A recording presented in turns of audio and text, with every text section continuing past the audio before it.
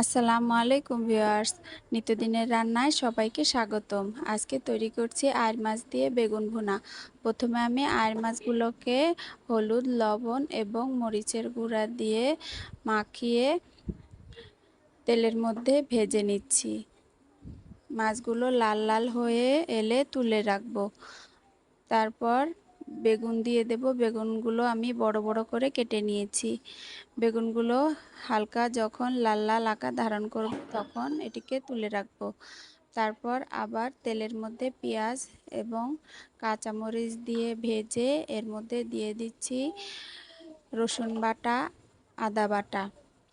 এটাকে ভালো মতো এখন কষিয়ে নেব।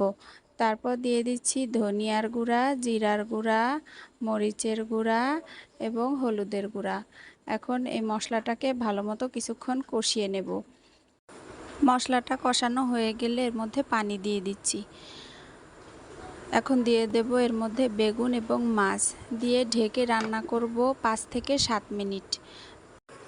ঝোলটা যখন শুকিয়ে আসবে তখন ভাজা জিরার গুঁড়া দিয়ে কিছুক্ষণ জাল করে নামিয়ে নেব। তৈরি হয়ে গেল আমার আইর মাছ দিয়ে বেগুন ভুনা। আজকে রান্নাটা কেমন হয়েছে কমেন্ট করে জানাবেন। ধন্যবাদ।